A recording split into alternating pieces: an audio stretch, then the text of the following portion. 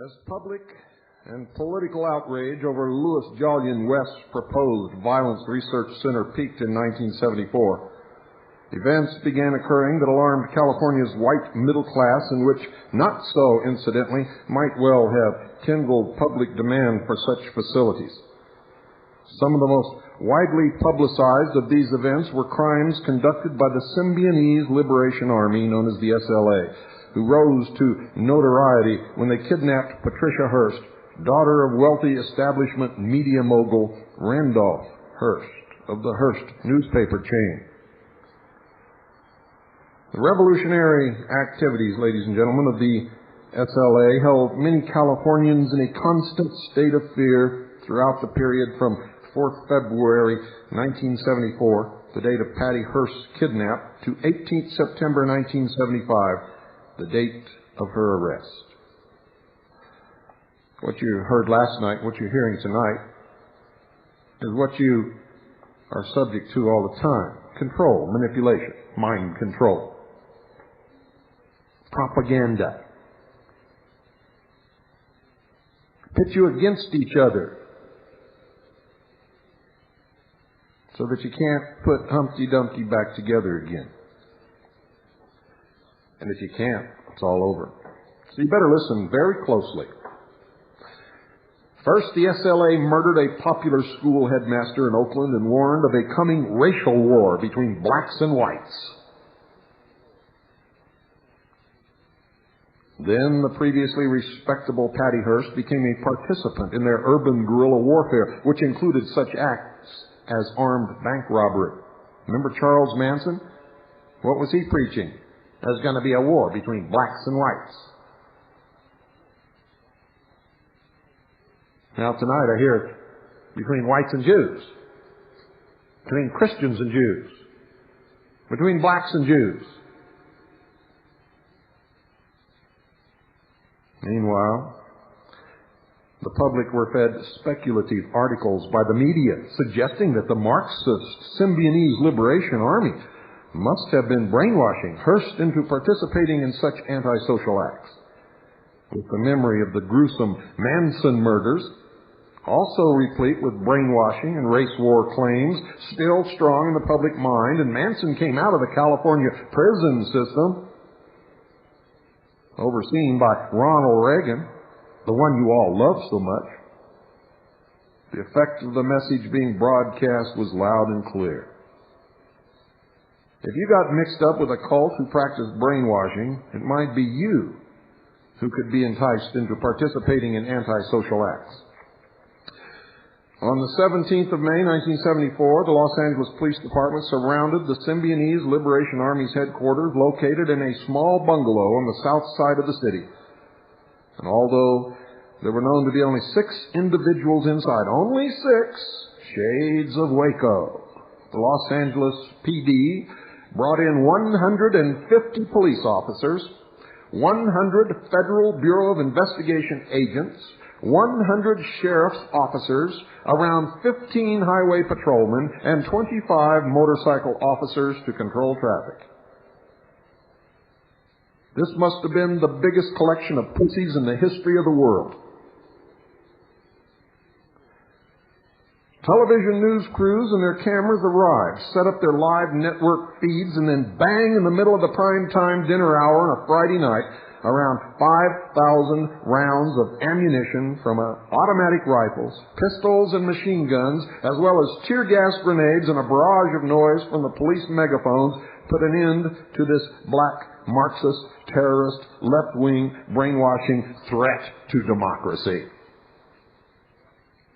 The operation was labeled by the establishment media as the greatest single shootout in Los Angeles history.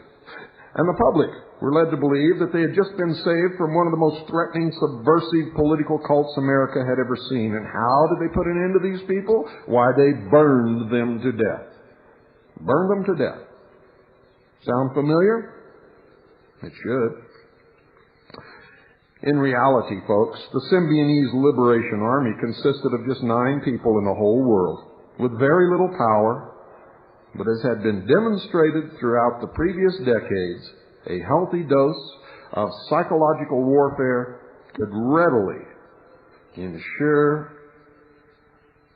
that ordinary people remained in a perpetual state of fear over the threat of lone gunmen, screaming to have the people disarmed and to give up their rights protected by the Constitution in order to be protected. That's right, folks, protected by the federal government. A perpetual state of fear over the threat of lone gunmen, rioting blacks, Jews, terrorists, political activists, and manic cult figureheads, and make them demand tough new laws and government initiatives to bring such antisocial elements under control. The Jews are huddled in their homes because their leaders tell them that they're threatened by anti-Semite Gentiles who want to drag them out and put them through the ovens just like Hitler was supposed to have done.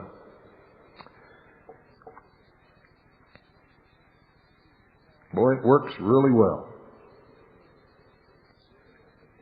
This dangerous psychological warfare practice continues hour by hour, day by day, week by week, month by month, and year by year, with the aid of disturbing and endless media coverage of cases like that of Jeffrey Dahmer.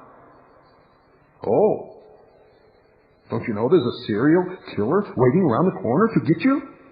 David Koresh. Oh, he was a religious fanatic. Don't let the religious fanatics get you. O.J. Simpson. Oh, he's a black, isn't he? Be careful, the blacks are going to kill you in your homes. Even if he appears to be well educated and popular, doesn't matter. And so on, and so on, and so on, and so on. Why is the trial of one man out of 260 million Americans on television day after day after day after day, monopolizing the news and the talk shows and everything else? It's to scare you, sheeple. Oh, watch out, the wolf is behind you. It's going to get you. At the media circus that was thinly disguised as the trial of Patty Hearst, it was none other than Dr. Lewis Jolyon West, who was called to give expert testimony on whether or not she had been brainwashed by the SLA's leader, Donald D. Freeze. A man who had been a participant in one of Dr. Lewis Jolyon West's prison mind control operations in the California state prison system. Since April 6th this year, the West African country of Liberia has been cut off from the world. But for 2,500 US Marines and naval and air support.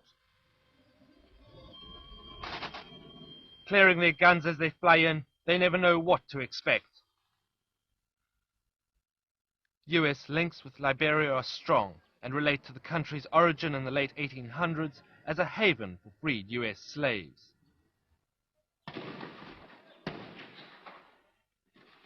Until peace was once again restored last week, the fighters were controlling downtown Monrovia for the first time in this war.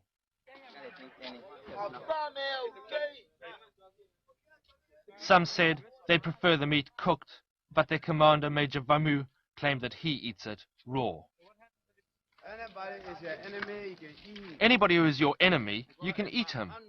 If I know there's somebody who wants to kill me, I'll grab you, I will eat you raw. I'm here to ask you some questions.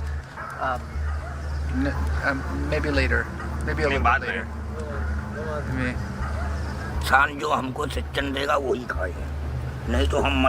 He says the god from Karmation, Lord Shiva, he gives them something to eat in form of rotten bones or some kind of human flesh. Oh, thanks. Okay. All right. Okay. Why do...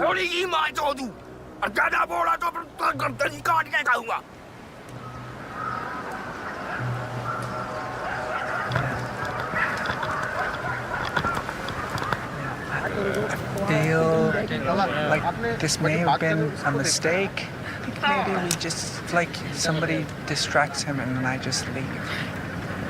Let's see where it goes. We can be polite. I can be very polite about it. I think you should say. Oh, all right.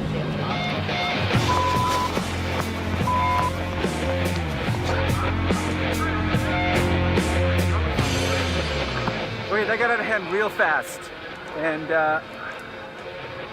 pretty sure that that's not the Agori that I was looking for.